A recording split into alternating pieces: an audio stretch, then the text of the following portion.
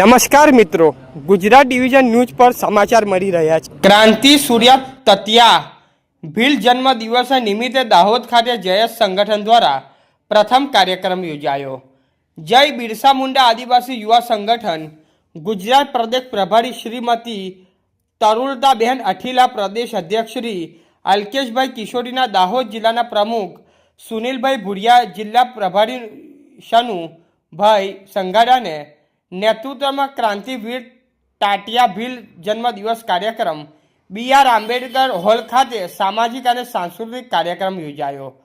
Programme पहला दाहोद स्थित भगवान बिरसा मुंडा बाबा साहेब आंबेडकर की प्रतिमा ने फूलमाला अर्पण करी, जेमा मुख्य अतिथि जयस संगठन राष्ट्रीय अध्यक्ष कमल मंडलोई जी, सुप्रीम कोर्ट वकील RR बागजी, राष्ट्रीय कवि राजूभाई भारती जी, जितेंद्र बिरला जी उपस्थित रहा।